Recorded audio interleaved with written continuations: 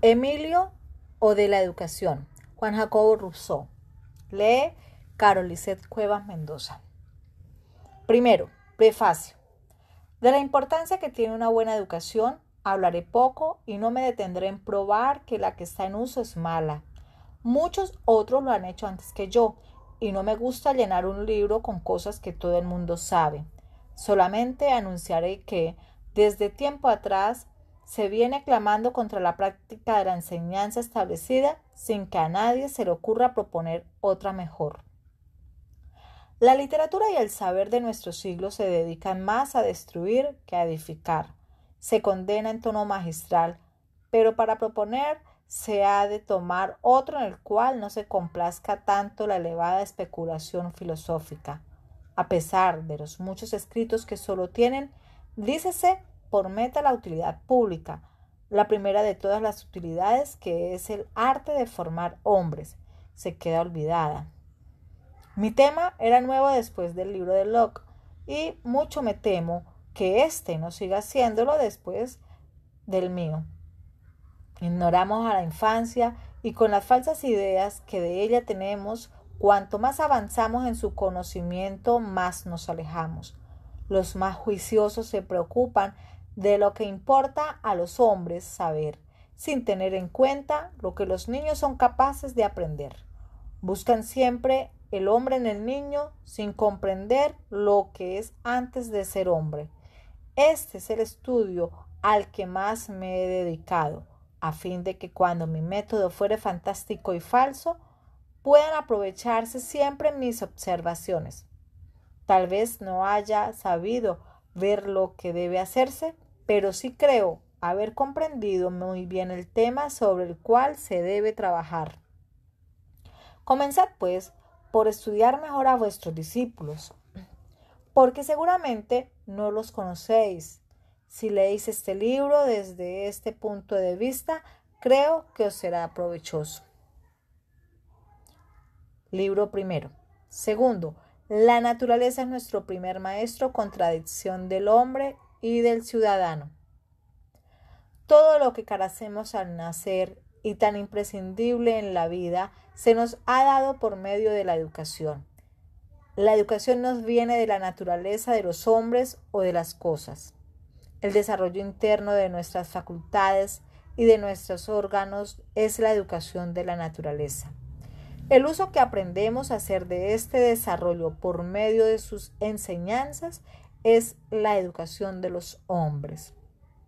Y la adquirida por nuestra propia experiencia sobre los objetos que nos afectan es la educación de las cosas.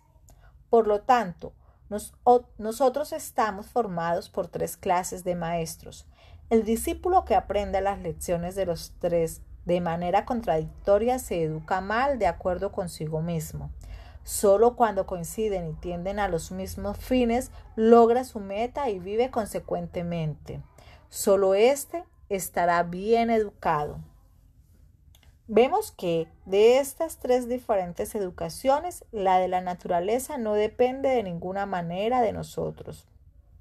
La de las cosas solo depende en algunos respectos, y solo en la de los hombres es donde somos los verdaderos maestros, aunque únicamente por suposición, porque ¿quién puede esperar que ha de dirigir por completo los razonamientos y las acciones de todos cuantos se acerquen a un niño? Por la misma razón de que la educación es un arte, casi es imposible su logro, puesto que de nadie depende el concurso de causas necesarias para él. Todo cuanto puede lograrse a fuerza de disciplina es aproximarse más o menos al propósito, pero además se necesita suerte para conseguirlo. ¿Qué propósito es este? No otro que el mismo que se propone la naturaleza, como ya hemos indicado, puesto que el concurso de las tres educaciones es necesario a su perfección, nosotros no podemos hacer nada que dirija a las otras dos sobre la primera, la que nos ofrece la naturaleza. Pero como la palabra naturaleza puede tener un significado muy abstracto, conviene que la fijemos con claridad. La naturaleza, nos dicen, no es más que el hábito, ¿Qué significa esto? No existen hábitos adquiridos a la fuerza y que jamás ahoga la naturaleza. Tal es. Por ejemplo, el de aquellas plantas que se evita su crecimiento vertical. La misma planta obedece la inclinación a la que fue obligada, mas la savia no cambia su primitiva dirección y si continúa su desarrollo la planta vuelve a su crecimiento vertical. Igual sucede con las inclinaciones de los hombres. Mientras continúen en un mismo estado, pueden conservar las que provienen del hábito y son menos naturales, pero cambia y vuelve lo natural cuando la costumbre adquirida por la fuerza deja de actuar. La educación no es más que un hábito, pero no hay personas que olvidan y pierden su educación y otras que la mantienen. ¿De dónde proviene esta diferencia? Si circunscribimos el nombre de naturaleza a los hábitos conformes a ella, podemos excusar estas galimatías. Somos sensibles y desde que nacemos estamos afectados de diferentes maneras por los objetos que nos rodean. Cuando nosotros tenemos, por así decirlo, la conciencia de nuestras sensaciones, estamos dispuestos a buscar o esquivar los objetos que las producen, según nos sean agradables o desagradables, según las conveniencias o las discrepancias que encontramos entre nosotros y estos objetos. Y, por último, según nuestro criterio sobre la idea de felicidad o de perfección que nos ofrece la razón. Estas disposiciones crecen y se consolidan a medida que son más sensibles y más claras, pero presionadas por nuestros hábitos. Las alteran en mayor o menor grado nuestras opiniones. Antes de esta mutación son lo que yo llamo naturaleza. Por tanto, lo que deberíamos todo a estas disposiciones primitivas y así podría ser si nuestras tres educaciones fuesen diferentes. Pero, ¿qué hacemos cuando son opuestas y en vez de educar a un hombre para sí mismo le quieren educar para los demás? La armonía entonces resulta imposible y forzados a oponernos a la naturaleza o a las instituciones sociales, es necesario elegir entre formar a un hombre o a un ciudadano, pues no podemos hacer al uno y al otro a la vez. Toda sociedad parcial, cuando está muy unida, se aparta de lo grande. Todo patriota es exigente con los extranjeros. Ellos no son más que hombres y no valen nada a modo de ver. Este inconveniente es inevitable, pero tiene poco valor. Lo esencial está en ser bueno con las gentes con quienes vive. De murallas afuera, el espartano era ambicioso, avaro, inicuo, pero el desinterés, la equidad y la concordancia reinaban dentro de sus muros. No os fiéis de los cosmopolitas que van lejos a buscar en sus libros deberes que no se dignan a cumplir en torno de ellos. Esta filosofía la practican los tártaros sin importarles el bien de sus vecinos. El hombre de la naturaleza lo es todo para sí. Él es la unidad numérica, el entero absoluto, que no tiene relación más que consigo mismo o con su semejante. El hombre civilizado es una unidad fraccionaria que determina el denominador y cuyo valor expresa su relación con el entero, que es el cuerpo social. Las buenas instituciones sociales son aquellas que poseen el medio de desnaturalizar al hombre, robarle su existencia absoluta para reemplazarla por otra relativa y transportar el yo dentro de la unidad común, de tal manera que cada particular no se crea uno, sino parte de la unidad y sea sensible solamente en el todo. Un ciudadano de Roma no era ni Cayo ni Lucio, era un romano que amaba solamente a su patria por ser la suya. Régulo se consideraba cartaginés como si se hubiera convertido en propiedad de sus amos. y en calidad de extranjero se resistía a tomar asiento en las sesiones del Senado de Roma. Fue preciso que se le ordenara un cartaginés. Se indignó de que se le quisiera salvar la vida, venció y regresó triunfante a morir en el suplicio. Me parece que esto no tiene mucha relación con los hombres que conocemos. Una espartana tenía 5 hijos en el ejército y esperaba noticias de la batalla. Llega una flota y ella le pregunta temblando: «Vuestros 5 hijos han muerto». «Vil esclavo, ¿te pregunto yo eso? Nosotros hemos alcanzado la victoria». La madre corre hacia el templo y da gracias a los dioses. He aquí a la ciudadana. Aquel que, en el orden civil, quiere conservar la primacía de los sentimientos naturales, no sabe lo que quiere, siempre en contradicción consigo y fluctuando entre lo que quiere y lo que se debe. No será jamás ni hombre ni ciudadano, ni será bueno ni para él ni para los demás. Será uno de los hombres de nuestros días, un francés, un inglés, un burgués, no será nada. Para hacer algo y para ser uno propio y siempre el mismo, hay que decidir el partido que uno debe seguir y hacerlo resueltamente, y seguirlo con tesón. Yo espero que se presente este prodigio para saber si es hombre o ciudadano o cómo se las arregla para hacer a la vez ambas cosas. De estos objetos necesariamente opuestos derivan 2 formas de instituciones contrarias, la una pública y común, la otra particular y doméstica. Si queréis tener una idea de la educación pública, leed La República de Platón. No es una obra de política como piensan los que juzgan los libros por su título, sino es el más excelente tratado de educación que se haya escrito. Se cita con frecuencia la institución de Platón cuando quieren hablar de un país fantástico. Mucho más quimérica me parecería la de Licurgo, si nos la hubiese dejado solamente en un escrito. Platón ha depurado el corazón del hombre, Licurgo lo ha desnaturalizado. La institución pública tampoco existe y no puede existir porque donde no hay patria tampoco puede haber ciudadanos. Estas 2 palabras, patria y ciudadanos, deben ser suprimidas de las lenguas modernas.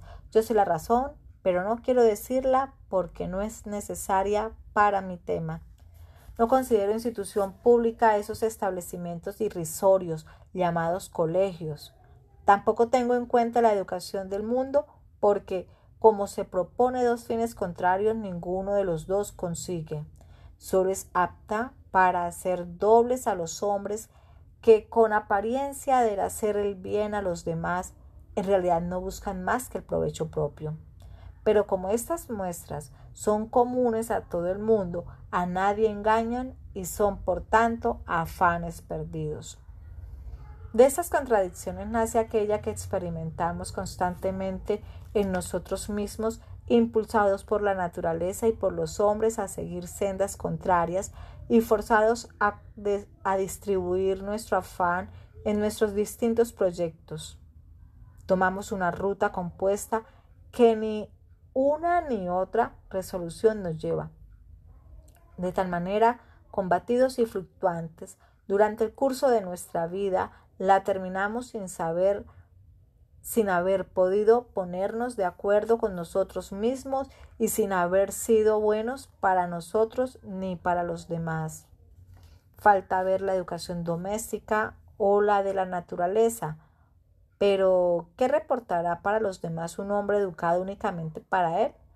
Si los 2 fines que nos proponemos pudieran unificarse eliminando las contradicciones del hombre, quitaríamos un gran obstáculo para su felicidad.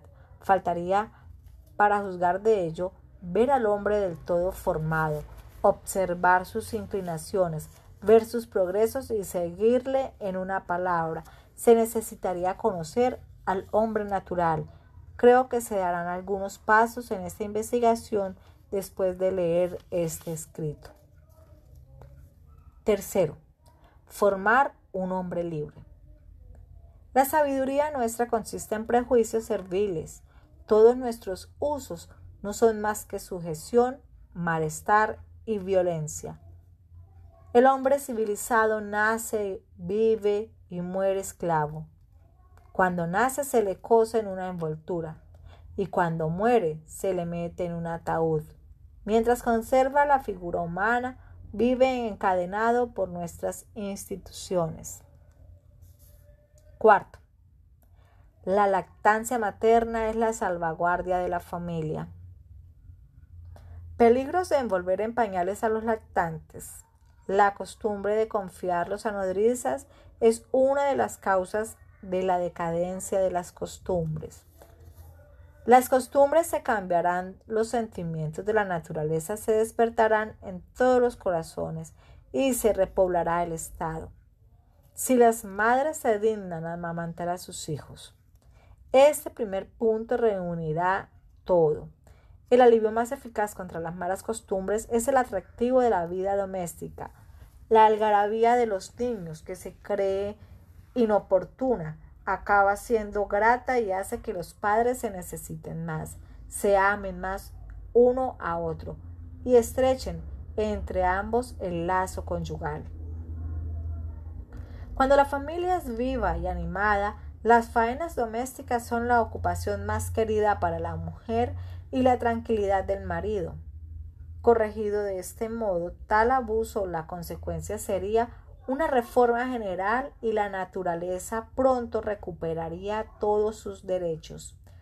Una vez las mujeres vuelvan a ser madres, los hombres volverán a ser padres y maridos. Quinto, no se debe sustraer al niño de las leyes de la naturaleza. Si la madre no cría personalmente a su hijo, he aquí cómo desde los primeros instantes de vida nos alejamos de la naturaleza. Uno se sale todavía por una ruta opuesta cuando las madres, en vez de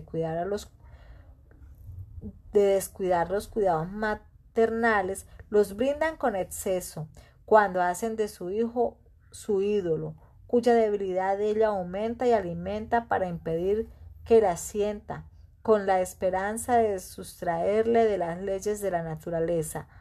Aparta los choques penosos sin pensar cuántos, por cualquiera de las incomodidades de que ella le ha preservado en un momento, accidentes y peligros venideros acumula sobre su cabeza, y cuán bárbara es esta preocupación de prolongar las debilidades de la niñez bajo las fatigas de los hombres formados. Tetis, para hacer a su hijo invulnerable, le sumergió, dice la fábula, en las aguas de la laguna Estigia. Esta alegoría es bella y clara. Las madres crueles de que yo hablo hacen lo contrario. A fuerza de proteger a sus hijos, los dejan inermes ante el sufrimiento. Abren los poros a toda especie de males que seguirán sufriendo cuando sean mayores. La naturaleza ejercita continuamente a los niños, endurece su temperamento con pruebas que le enseñan qué es la pena y qué es el dolor. Sexto, el verdadero preceptor debe ser el padre. Al cabo de 6 o 7 años, entre mujeres de las que el niño sale ya minado por su debilidad, pasa bajo la dirección de un preceptor, cuando solo el padre debería hacerlo. Mira los negocios, los asuntos, los deberes. Ah, los deberes. Sin duda que el deber de padre es el último. No es raro que un hombre cuya mujer ha desdeñado la cría del fruto de su unión, desdeñe educarlo. No hay cuadro más encantador que el de la familia, pero un solo rasgo mal trazado desfigura todos los demás.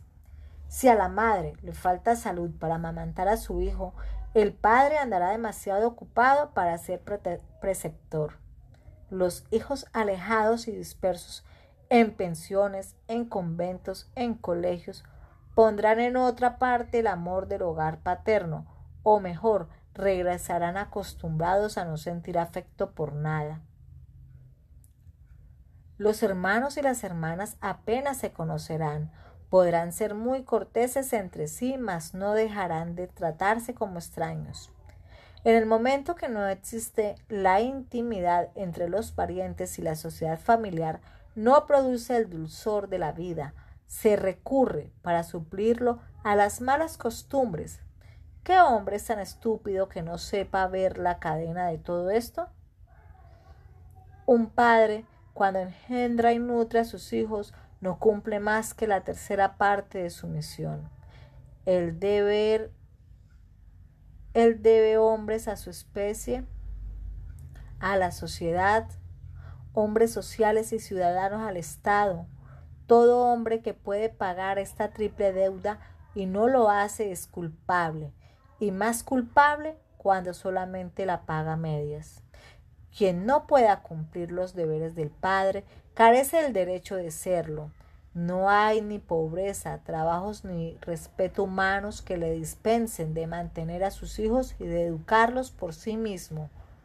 Lectores, me podéis creer, yo pronostico que a cualquiera que tenga entrañas y se desentienda de tan sagradas obligaciones, derramará por mucho tiempo amargas lágrimas por su falta y jamás encontrará consuelos.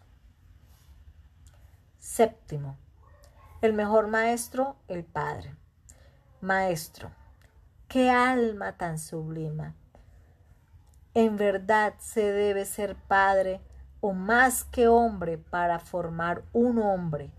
Esta es la misión que encargáis con gusto a un asalariado. Cuando más piensa uno, más se encuentran nuevas dificultades. Sería necesario que el preceptor hubiese sido educado para su alumno y los domésticos para el amo, que todos los que tienen trato con él hubiesen recibido las impresiones que le deben comunicar y de educación en educación fuera necesario remontar hasta no se sabe dónde. ¿Cómo puede un niño ser bien educado por quien no haya sido bien educado? Ignoro si es posible hallar ese rato mortal. En estos tiempos de envilecimiento, ¿quién sabe hasta qué grado de virtud se puede todavía elevar el alma humana? Pero supongamos que hemos encontrado este portento. Veremos lo que debe ser, considerando lo que debe realizar. Lo que creo ver de antemano es que un padre que conociese todo cuanto vale en un buen preceptor se resolvería a no buscarle, debido a que le resultaría más arduo el encontrarlo que llegar a serlo él mismo. ¿Quiere tener un amigo? Eduque a su hijo para que lo sea, y de este modo no tiene necesidad de buscarlo en otra parte, puesto que la naturaleza ha realizado ya la mitad de la obra. Octavo. Emilio posee una inteligencia corriente. Rousseau expone su método. Se crea un alumno imaginario con el cual verificará sus principios mediante experiencias igualmente imaginarias. Si hay de escoger el ayo con tanto cuidado, éste tiene derecho a escoger a su alumno, sobre todo cuando se trata de un modelo que proponer. Esta elección no puede tener por base el ingenio y el carácter del niño, que permanecen desconocidos hasta el fin de la obra y que acojo antes de su nacimiento.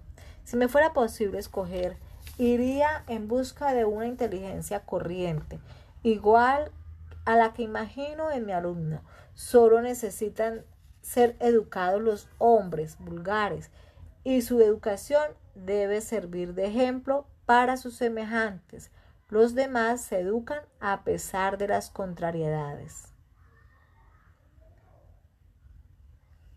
Noveno.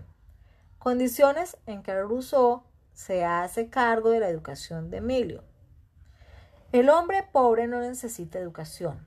La de su estado es obligatoria y por lo tanto no puede elegir otra. En cambio, la que por su estado recibe el rico es la que menos interesa para sí mismo y para la sociedad. La educación natural debe procurar que el hombre sea apto a todas las condiciones de la vida humana. Por lo tanto, es menos racional educar a un rico para que sea pobre que a un pobre para que sea rico. Puesto que en proporción al número de ambos estados hay más ricos que se arruinan que pobres que se enriquezcan. Escojamos, por tanto, un rico y estaremos seguros al menos de haber hecho un hombre más, en lugar de un pobre que puede llegar a hacerse hombre por sí solo. Pues la misma razón no me opondré a que Emilio sea de ilustre cuna. Siempre será una víctima arrancada de los prejuicios. Emilio es huérfano, a pesar de tener padre y madre. Al hacerme cargo de todas sus obligaciones, me apropio de todos sus derechos. Debe honrar a sus padres, pero a mí solamente debe obedecerme. Esta es mi primera condición, o mejor dicho, la única. Debo añadir otra, que no es más que una derivación de la anterior. No podremos ser separados el uno del otro sin nuestro consentimiento. Esta condición esencial, e incluso considero que es tan indispensable el contacto entre el alumno y el ayo, que ambos deberán ser inseparables y que el destino de su vida fuese siempre un objeto común entre ellos. Tan pronto como observen, aunque lejana, su separación y se percatan del momento en que ambos han de ser extraños uno para otro. En realidad ya lo son, y pensando los dos en la época en que vivirán separados, permanecen unidos de mala gana. El discípulo mira al maestro como el tirano de su niñez. El maestro no ve en el discípulo más que una carga pesada y solo desea librarse de ella. Anhelan librarse el uno del otro y, careciéndole del afecto mutuo, el uno vigilará poco y el otro apenas obedecerá. Pero si se consideran como obligados a pasar juntos la vida, les interesa hacerse amar uno del otro y, por lo mismo, llegan a quererse. Cuando niño, el alumno no siente ningún sonrojo de seguir al amigo que tendrá durante toda la vida, y cuando sea mayor y el ayo se interesa en el cultivo de su alumno, cuyos frutos ha de recoger. De este modo, lo valioso que le da para su vejez es un fondo constituido por él en bien de su alumno. Este trato convencido y convenido con antelación supone un parto feliz, un niño de buena constitución, vigoroso y sano. A un padre no le es dado elegir, ni debe tener preferencias en la familia que Dios le ha dado. Todos sus hijos son igualmente suyos. Le debe a todos los mismos cuidados y el mismo cariño. Que sean lisiados o no, enfermizos o robustos, cada uno de ellos es un depósito del cual debe rendir cuentas a la mano de quien lo recibió, y el matrimonio es un contrato. Un contrato establecido tanto con la naturaleza como entre los cónyuges. Pero el que se impone un deber que la naturaleza no le ha impuesto, debe asegurarse antes de los medios con que cuenta para llevarlo a buen término. De lo contrario, se le tendrá en cuenta incluso lo que no haya podido realizar. Quien se encarga de un alumno anormal y enfermizo, deja su trabajo de ayo por el de enfermero y pierde el tiempo que había destinado a aumentar su valor al tener que cuidar una vida inútil. Se expone a ver una madre desconsolada reprocharle un día la muerte de su hijo que él había conservado quizás durante largo tiempo. Yo no me encargaría de un niño enfermo y achacoso, aunque pudiese vivir 80 años. No quiero encargarme de un alumno siempre inútil para sí y para los demás, el que se ocupa únicamente en conservarse y cuyo cuerpo es un estorbo para la educación del alma. ¿Qué realizaré en el prodigando en vano de mis cuidados sino doblar la pérdida de la sociedad y privarle de 2 hombres en vez de uno. Yo me opongo a que otros se encarguen en mi lugar de este lisiado y apruebo su caridad, pero mi misión no es esa. ¿Cómo se enseña a vivir a quien solo piensa librarse de la muerte? 10.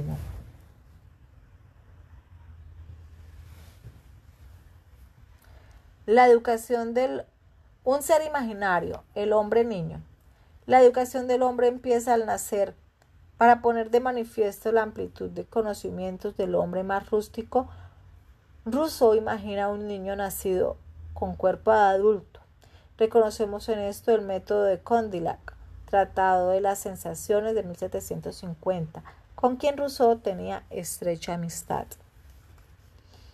Imaginemos un niño que al nacer tuviera la estatura y la fuerza de un adulto, que saliera, por así decirlo, totalmente armado del seno de su madre, como Palas salió del cerebro de Júpiter. Este hombre niño sería un perfecto imbécil, un autómata, un idiota y casi insensible. Nada vería ni entendería, no conocería a nadie ni sabría volver los ojos hacia lo que necesitase ver.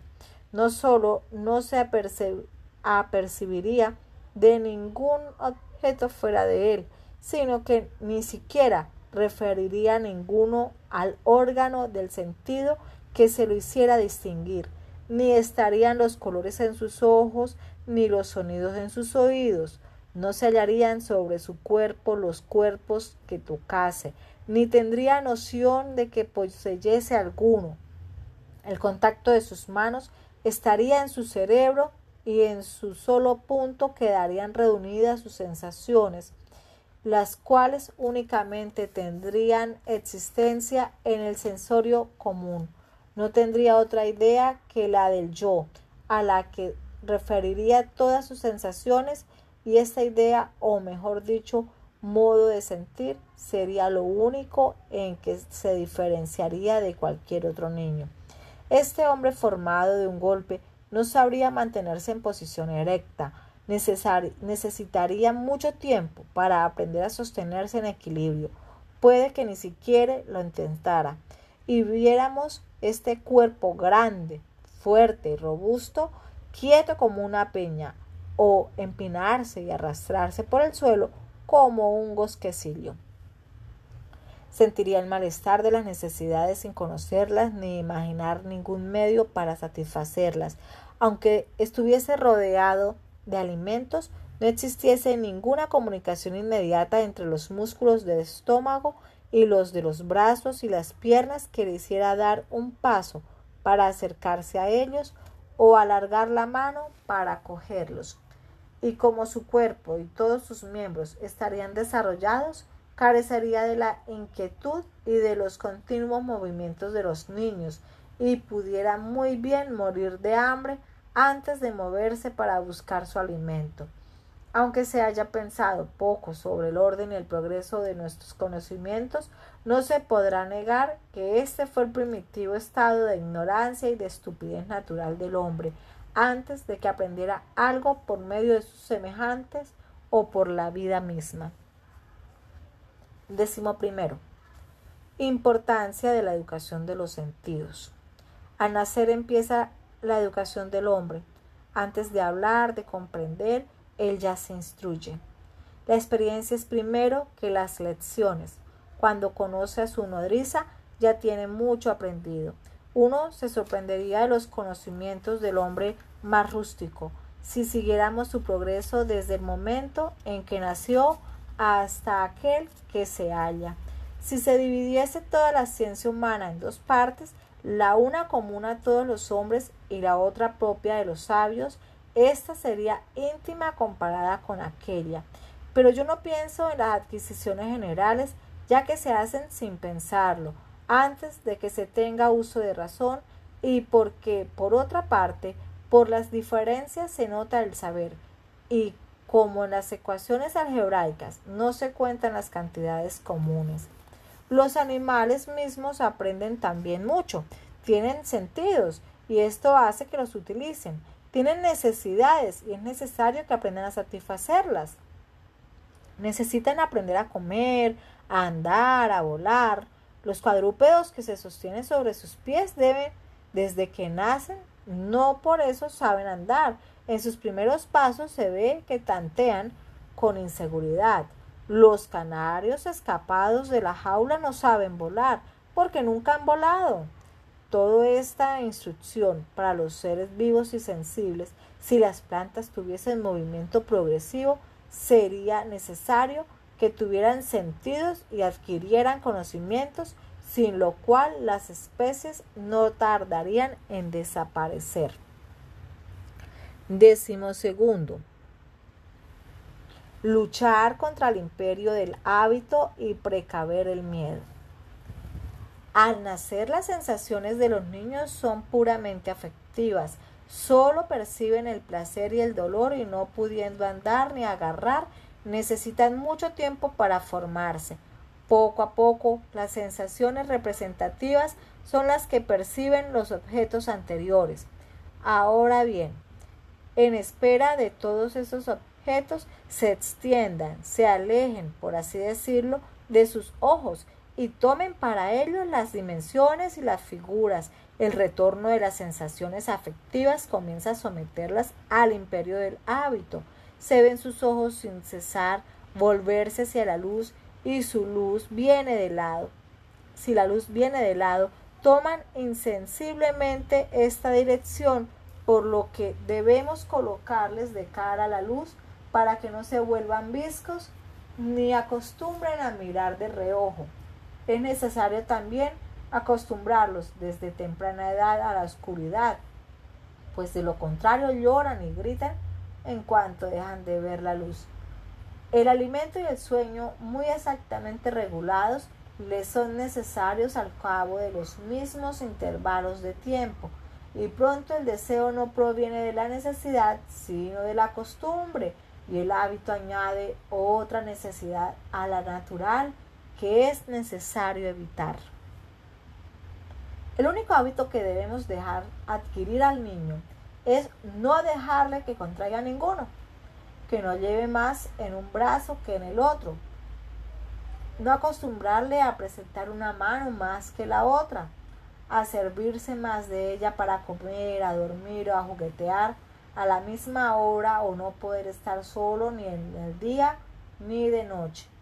Preparad con mucha anticipación el reino de su libertad y el uso de sus fuerzas, y dejando a su cuerpo el hábito natural, poniéndole en condiciones de ser siempre dueño de sí mismo y no contrarias su propia voluntad, así que las tenga.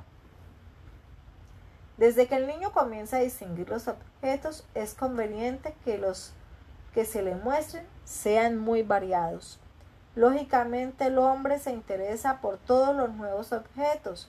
Se siente tan débil que tiene miedo de todo lo que desconoce. El hábito de contemplar objetos nuevos sin ser afectado por ellos le elimina este temor. Los niños criados en casa, donde reina la limpieza, donde no se ve una sola araña, tienen miedo de los arácnidos, miedo que suele durarles hasta la edad adulta. Yo nunca he visto que ningún campesino, sea hombre, mujer o niño, tenga miedo a las arañas. ¿Por qué? Pues la educación de un niño no comienza antes de que hable y de que entienda, puesto que la sola elección de los objetos que se le presentan es capaz de convertirle en un tímido o valiente. Quiero que se habitúe a ver objetos nuevos, animales feos, repulsivos y extraños, pero poco a poco y a alguna distancia, hasta que se acostumbre a ellos y que, a fuerza de ver que otros los tocan, también él los toque. Si en su infancia ha visto sin asustarse sapos, serpientes y cangrejos, verá sin espantarse cuando sea mayor cualquier otro animal, ya que no hay seres que causen horror al que les ve todos los días. Los niños tienen miedo de las máscaras. Yo empiezo a mostrar a Emilio una máscara de una figura agradable. Luego a alguien se la ponen en la cara. Me echo a reír y todo el mundo se ríe, y el niño se ríe al mismo que los demás. Poco a poco lo acostumbro con máscaras menos agradables y finalmente con feas caretas. Si he seguido bien la graduación, lejos de que le aterrorice la última, se reirá como con la primera. En lo sucesivo, ya no temo que le asusten las máscaras. 13. Descubrimiento de la extensión. Al principio de la vida, cuando la memoria y la imaginación aún son inactivas, el niño solo está atento a cuanto afecta actualmente a sus sentidos. Dado que sus sensaciones son los primeros materiales de sus conocimientos, se les deben enseñar en un orden conveniente, a fin de preparar su propia memoria para que un día las ofrezca en el mismo orden a su entendimiento. Pero como solo está atento a sus sensaciones, basta al principio mostrarle bien distintamente la conexión de estas mismas sensaciones con los objetos que las causan. Él quiere tocarlo todo y manipularlo todo. No nos opongamos a esta inquietud, ya que ello le da aprendizaje muy necesario. Es de modo como aprende a sentir el calor, el frío, la dureza, la blandura, el peso y la suavidad de los cuerpos. A juzgar de su tamaño, de su figura y todas sus cualidades sensibles, mirando todo, escuchando y sobre todo comparando la vista con el tacto, apreciando todos los ojos la sensación que causan sobre sus dedos.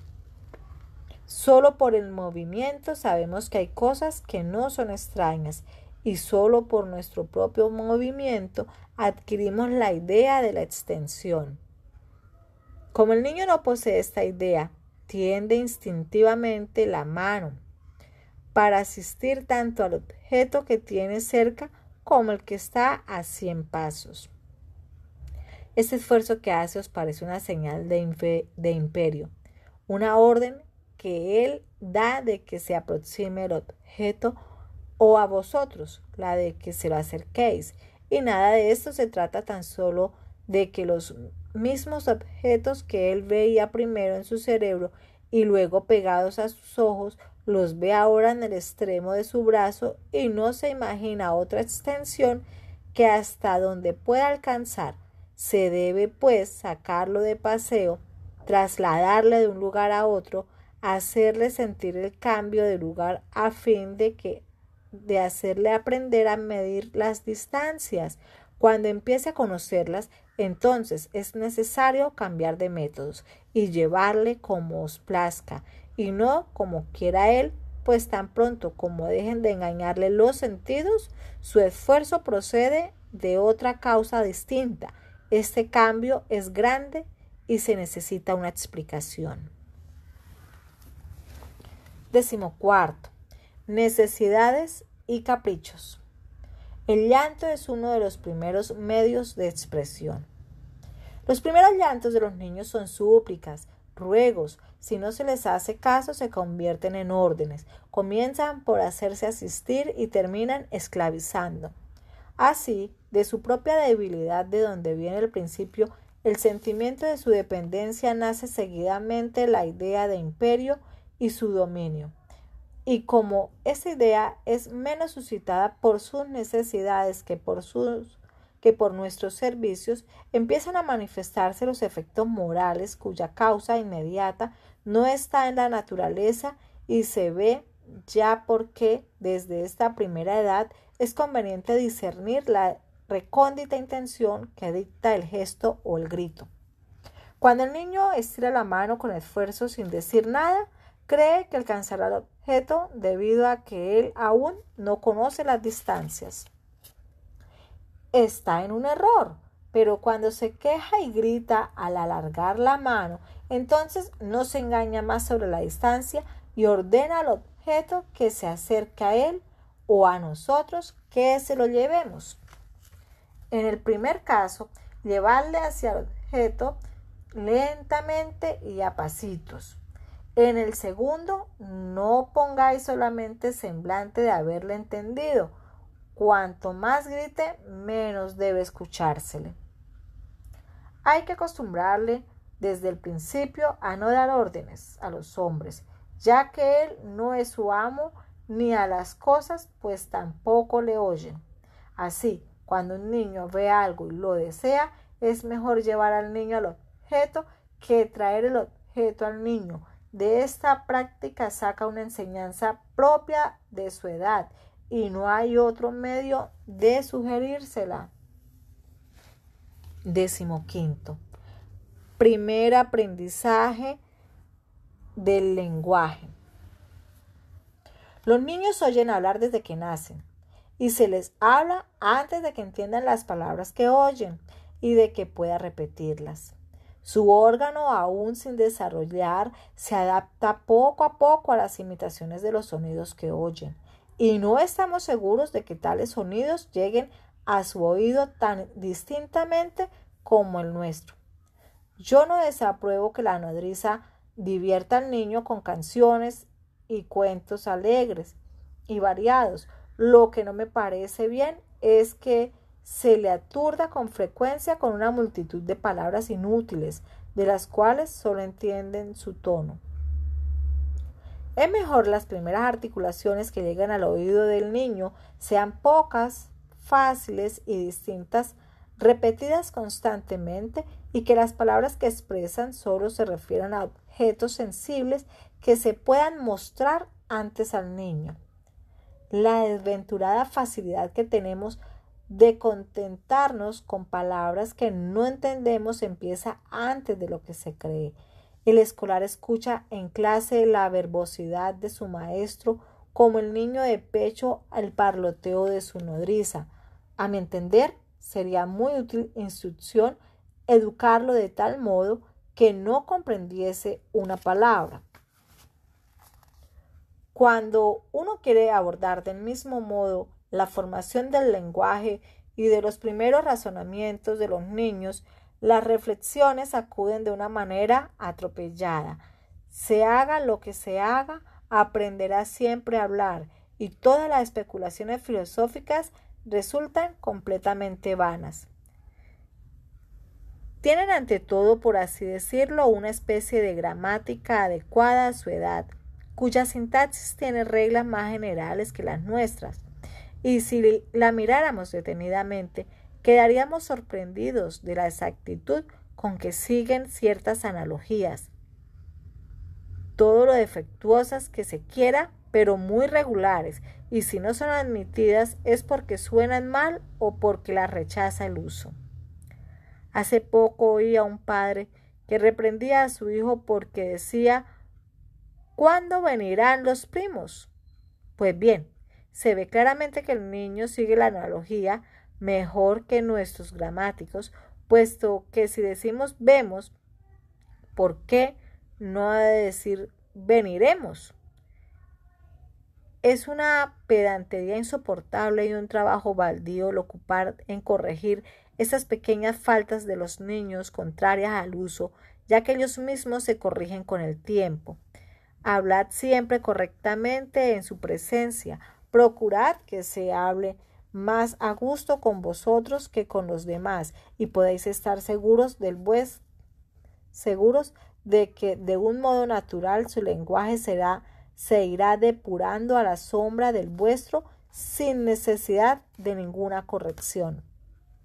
Pero otro abuso de mayor importancia y no menos fácil de prevenir consiste en apresurarse demasiado a hacer que hable, como si temiéramos que no pudiesen hablar por sí solos jamás.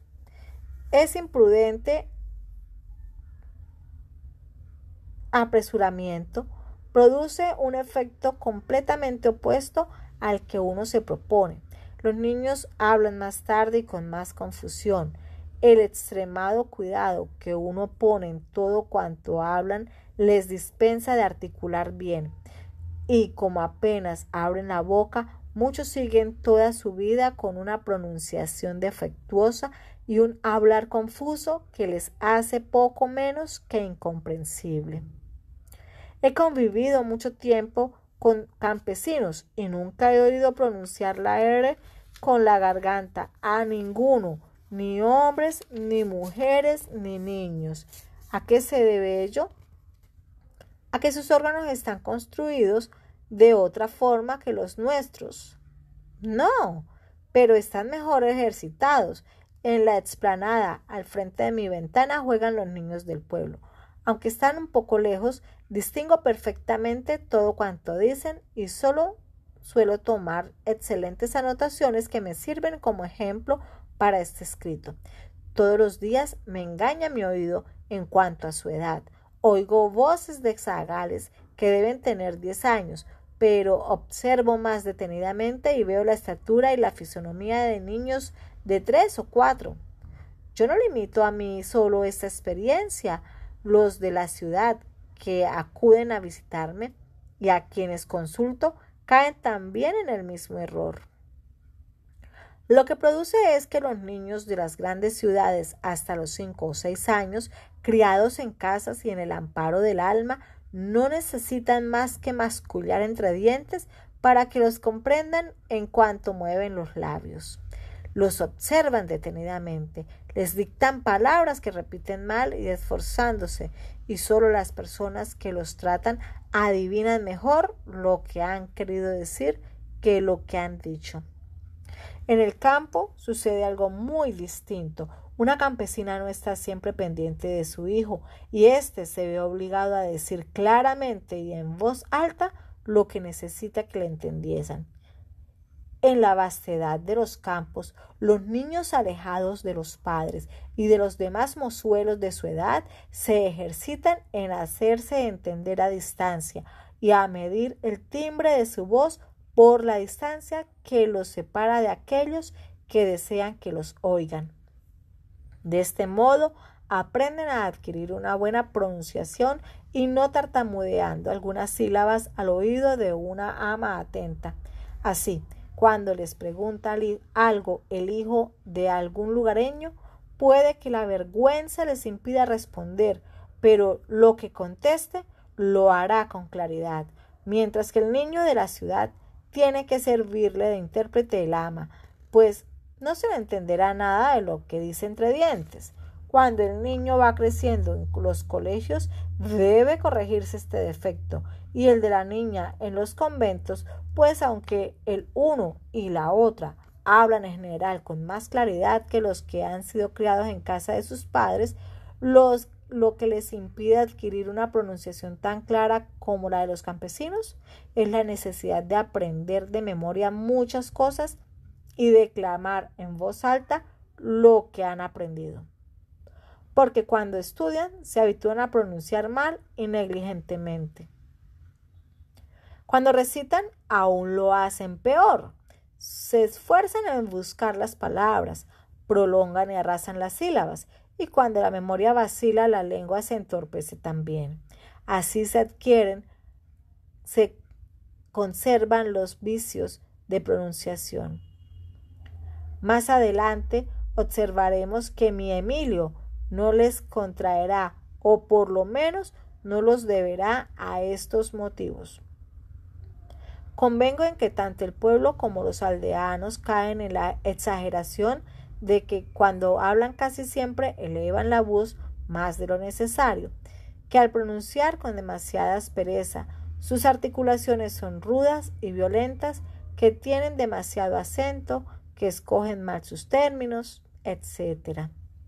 Pero primeramente esta exageración me parece mucho menos viciosa que la otra, porque si se tiene en cuenta la primera ley de la que habla es la de la que comprendan, la mayor falta que cometemos es hablar sin que nos comprendan. Creerse de no tener acento es enorgullecerse de quitar a las frases la gracia y la energía. El acento es el alma del juicio, el que le da el sentimiento y verdad. El acento miente menos que la palabra, y es tal vez por eso por lo que le temen las personas bien educadas. Del estilo de decir todo en el mismo tono, ten cuenta. El acento desterrado sucede en maneras de pronunciar ridículas, afectadas, sujetas a la moda, tales como las que observamos en las personas jóvenes de la corte. Esta afectación de palabras y de modales es la que hace generalmente el trato de un francés desagradable a las otras naciones. En lugar del acento en el hablar, pone enfática hinchazón. No es este el medio de disponer a su favor. Estos ligeros defectos del acento,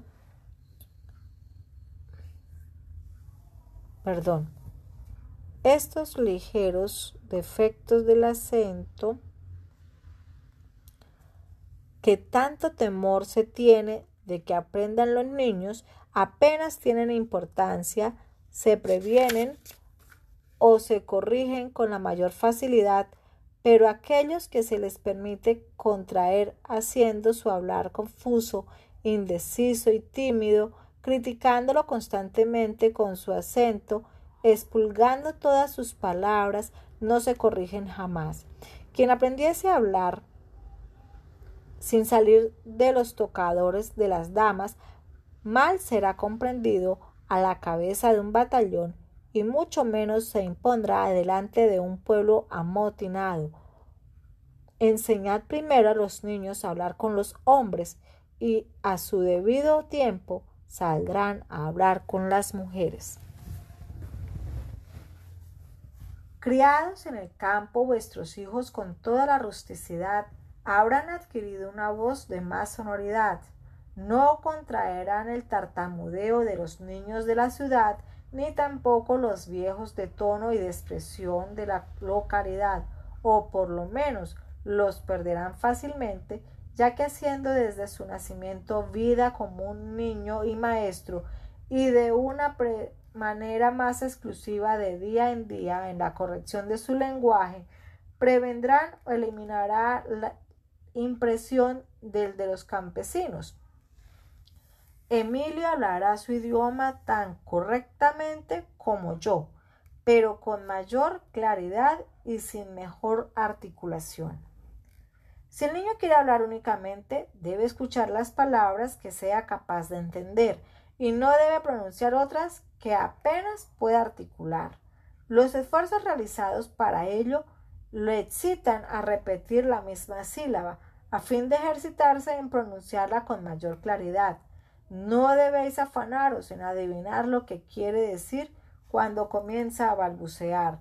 Pretender ser siempre escuchado es también una especie de dominio, y el niño no debe ejercer ninguno. Es suficiente darle lo que necesita con la mayor prontitud posible, y es él quien debe tratar de hacernos entender lo que pide. Tampoco debemos exigirle que hable, puesto que ya sabrá hacerlo por sí mismo cuando conozca su utilidad. Se observa en efecto en los que comienza a hablar muy tardíamente, nunca se expresan tan claramente como los demás, pero esta tardanza no se debe a que el órgano de la fonación permanezca embotado, sino a que el sujeto ha nacido con una deficiencia del mismo, pues sin eso, ¿por qué habían de hablar más tarde que los demás? ¿Acaso porque tienen menos ocasiones de hablar o se les incita menos a ello? Muy al contrario, la inquietud que ocasiona esta tardanza en cuanto lo observan hace que se afanen mucho más por hacerle medio pronunciar que los que antes han articulado, y esta mal entendida rapidez puede contribuir a que adquieran un hablar confuso, cuando con menos precipitación hubieran podido lograrlo mejor. Los niños a quienes se les esfuerza para hablar lo más pronto posible no tienen tiempo de aprender a pronunciar bien ni de concebir con exactitud lo que les hacen decir. En cambio, si se les deja a su libre iniciativa, hacen primero ejercicios pronunciando las sílabas más fáciles y juntando con ellas poco a poco algunas significaciones que por su mímica comprendemos, y antes de recibir nuestras palabras nos ofrecen las suyas, lo que hace que no las reciban sin que antes las comprendan, como nadie las fuerza para que las utilicen. Empiezan observando bien la significación que le damos y cuando están seguros de ellas las admiten. El gran daño de la prisa es obligar a hablar a los niños antes de que estén en edad de hacerlo. Nuestras primeras conversaciones que con ellos tengamos y las palabras primeras que digan no tengan ellos ningún significado, sino que poseen otro distinto para nosotros sin que lo conozcamos. Reducir pues lo más posible el vocabulario del niño. No les conviene tener más palabras que ideas, ni que sepa decir más cosas que las que pueden pensar. Creo que una de las razones porque los campesinos tienen en general más exacto entendimiento que las personas de las ciudades consiste en la limitación del vocabulario. Tienen pocas ideas, pero las dicen correctamente. Libro segundo. 16. Emilio hace la experiencia del dolor por sí mismo y aprende a andar. Nos gustaría que Emilio creciese sin experimentar el dolor, por eso lejos de estar cuidándolo permanentemente, dejo que lo sienta, que se haga daño. Sufrir es lo primero que debe aprender y lo que tendrá más necesidad de saber. Parece que los niños, por ser pequeños y débiles, no pueden aprender estas importantes lecciones sin peligro. Si el niño cae al suelo, no se romperá una pierna. Si coge un hierro afilado, no apretará mucho. No será honda la herida. Si se golpea con un bastón, no se romperá el brazo. No conozco el caso de ningún niño al que se ha dejado en libertad y que se haya muerto o se haya lesionado seriamente, a menos que imprudentemente se le haya puesto en un sitio alto o dejado solo cerca del fuego, o hayan dejado al alcance de sus manos instrumentos peligrosos. ¿Qué quiere decir de estos armatostes con que se tiene que proteger contra cualquier daño al niño y así cuando son mayores quedan a merced del dolor, sin coraje ni experiencia, hasta el punto que creen que van a morir al causarse el primer rasguño y se desmayan al ver la primera gota de su sangre? Tenemos la manía pedantesca de enseñar a los niños lo que por sí mismos aprenderían mucho mejor y olvidamos lo que solo nosotros les podemos enseñar. Hay nada más ridículo que tomarse el trabajo de enseñarles a andar como si hubieran visto a alguno que, por la negligencia de su nodriza, no supiese andar siendo mayor. Por el contrario, ¿cuántas personas se ve andar mal durante su vida precisamente porque no se les enseñó a hacerlo bien? 17. Hacer que la infancia sea feliz. ¿Qué deberíamos pensar, pues, de esta bárbara educación que sacrifica el presente de un futuro incierto, que llena de cadenas de toda especie a un niño y lo hace infeliz, preparándole para un tiempo lejano de ignota felicidad, de la que tal vez no disfrutará nunca?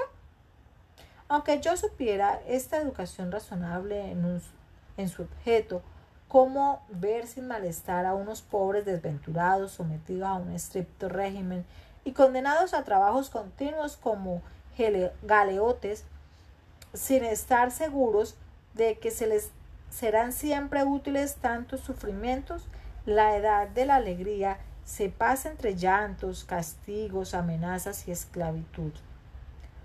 Por su bien se atormenta al desdichado y no se dan cuenta de que es la muerte a quien llaman y que le llegará en medio de este triste aparato.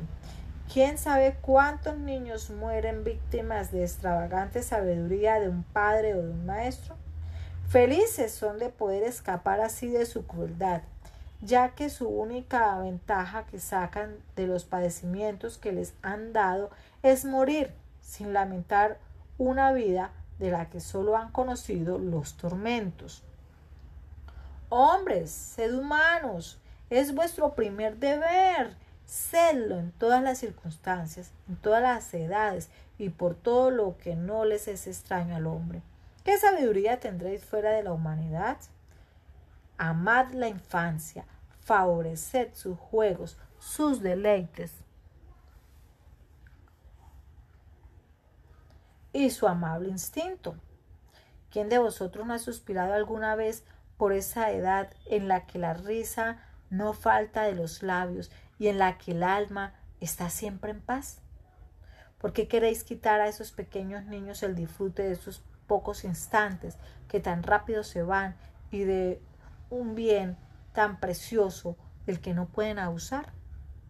¿Por qué queréis colmar de amargura y dolores esos primeros años tan fugaces que se pasarán para ellos y ya no pueden volver para vosotros? Padres, ¿sabéis acaso en qué momento la muerte se llevará a vuestros hijos? ¿O os evitaréis arrepentimientos si no los priváis de los breves momentos que la naturaleza les ofrece tan pronto como puedan vivir plenamente su existencia? Haced que gocen de él. Procurad que cuando llegue la hora en que Dios los llame, no mueran sin haber disfrutado de la vida. ¿Cuántas veces se van a levantar en mi contra?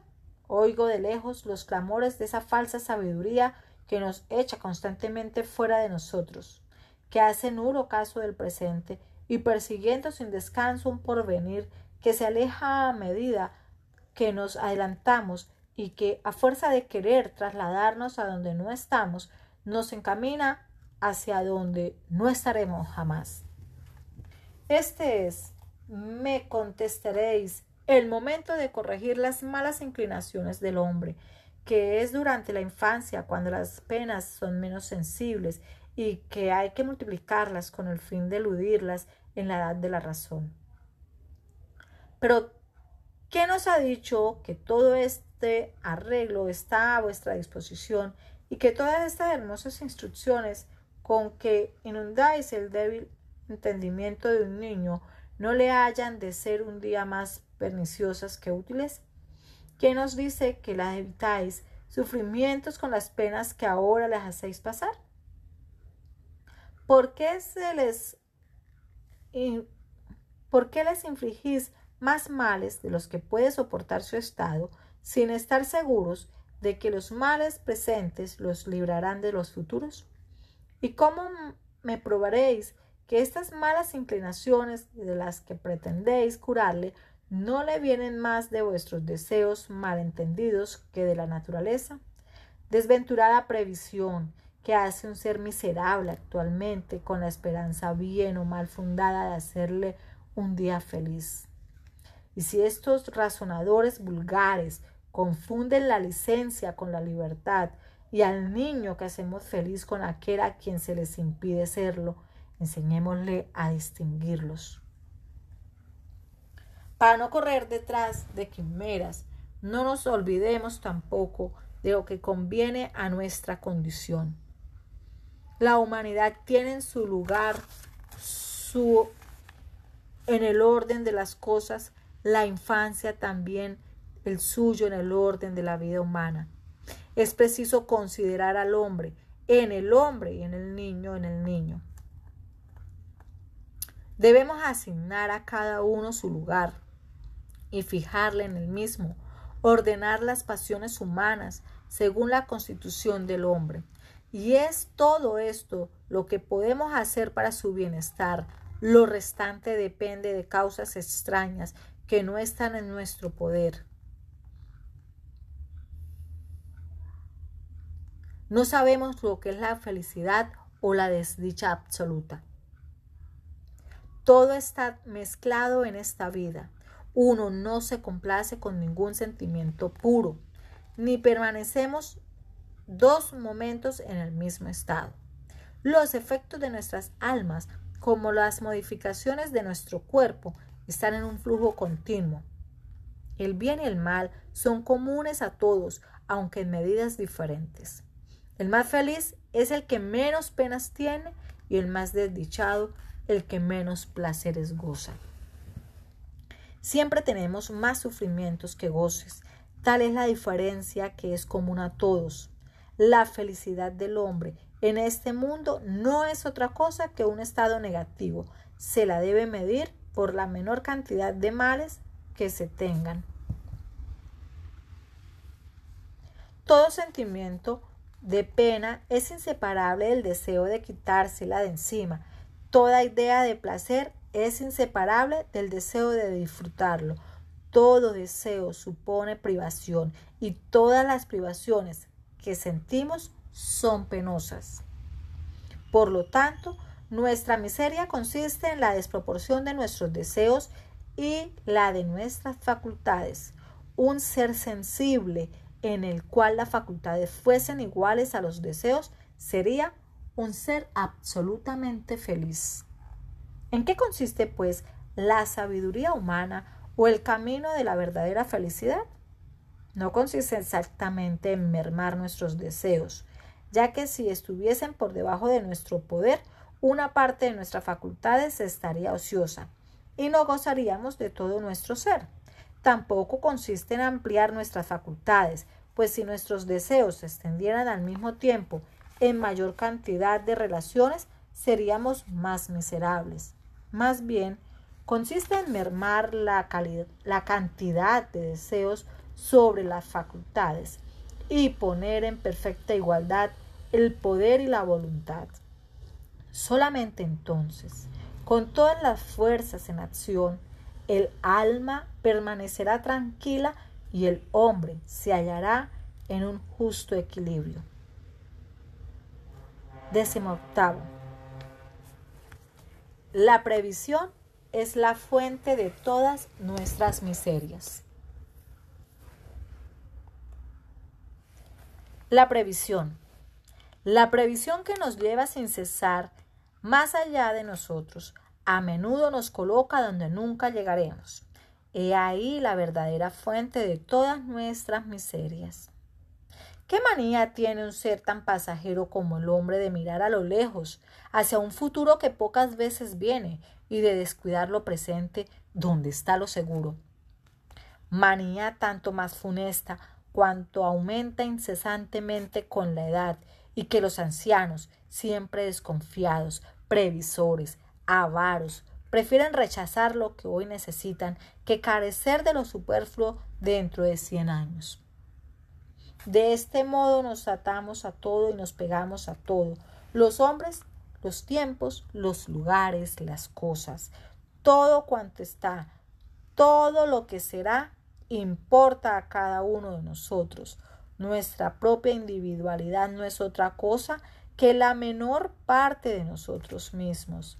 Cada uno se extiende, por así decirlo, sobre la tierra entera, deviene sensible sobre toda la superficie del planeta. Es de extrañar que nuestros males se multipliquen en cuanto a los puntos por donde nos pueden herir. ¿Cuántos príncipes se afligen por la pérdida de un país que jamás vieron? ¿A cuántos comerciantes es suficiente tocarlos en las Indias para que alcancen el grito en París? 19. Condiciones de la libertad del niño. El más valioso de todos los bienes no es la autoridad, sino la libertad. Por esto, el único que actúa según su propia voluntad es el que para realizarla no tiene necesidad de la ayuda de nadie. El hombre verdaderamente libre solamente quiere lo que puede y hace lo que le place. Esta es mi máxima fundamental. Aplicarla a la infancia y veremos cómo de ella se derivan todas las reglas de la educación. La sociedad no solamente ha hecho al hombre más débil, privándole del derecho que tenían en sus propias fuerzas, sino procurando hacerlas insuficientes, de lo que infiere que sus necesidades sean multiplicadas en razón directa de su debilidad, y eso es lo que constituye la de la infancia comparada con la edad adulta. Si el hombre es un ser fuerte y el niño es débil, ello no se debe a que tenga el primero más fuerza que el segundo, sino que el adulto puede naturalmente bastarse a sí mismo y el niño no. Por lo tanto, El hombre debe poseer más voluntades y el niño más fantasías. Entiéndase por fantasía los deseos que no son verdaderas necesidades y que solo pueden satisfacerse con la ayuda ajena. Ya dije la razón de este estado de debilidad. La naturaleza la ha aliviado con la solicitud de los padres y las madres, pero esta solicitud puede ser por exceso, por defecto y abusiva. Los padres que viven en el estado civil y llevan a este estado a su hijo prematuramente, aumentan sus necesidades, hacen mayor su debilidad en vez de mermarla. La incrementan más aún exigiendo al niño lo que la naturaleza no exige y someten a la voluntad de los padres las pocas fuerzas de que dispone el niño para llevar a cabo o cumplir la suya. Y de ese modo convierten por una y otra parte en esclavitud la dependencia recíproca en que les sujeta a él su debilidad y a ellos su solicitud. El hombre sabio permanece en su puesto, pero el niño que desconoce el suyo no se puede mantener en él. Tiene, entre otros, 1000 maneras para salir del mismo, pero incumbe a los que le gobiernan retenerle, y esta tarea no es nada fácil. El niño no es ni un animal, ni hombre, sino solo niño. Tiene que sentir su debilidad y no sufrir a causa de ella. Es necesario que dependa y no que obedezca, que pida y no que ordene. Está sometido a los demás a causa de sus necesidades, porque éstos ven mejor que él lo que les es útil y lo que puede contribuir a ser perjudicial en su conservación. Nadie tiene derecho, ni siquiera su padre, a mandar a un niño lo que le puede ser de algún provecho. Antes que los prejuicios y las instituciones humanas hayan alterado nuestras inclinaciones naturales, la felicidad de los niños, así como la de los hombres, consistía en el uso de su libertad, pero esta libertad está limitada a los primeros debido a su debilidad. Quien hace lo que quiere es feliz si se basta a sí mismo, que es el caso del hombre que vive en estado de naturaleza. Quien hace lo que quiere no es feliz si sus necesidades están fuera del alcance de sus fuerzas, que es el caso del niño en el mismo estado.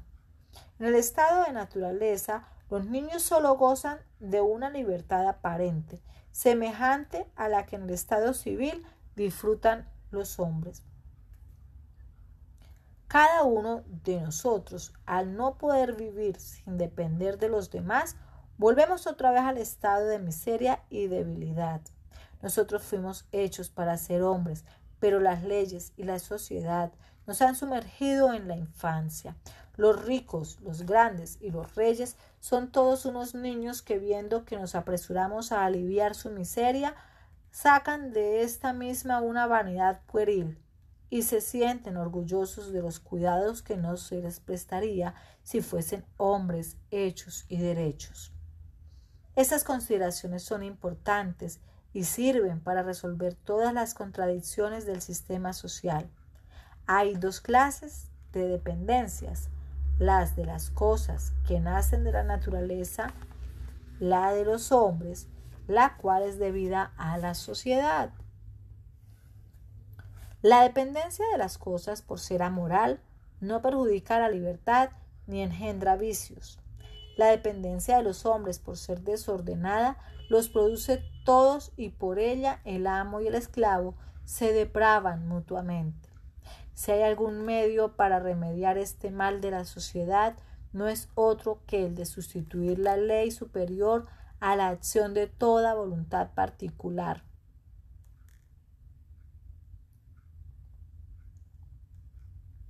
Si las leyes de las naciones pudieran tener, como las de la naturaleza, una inflexibilidad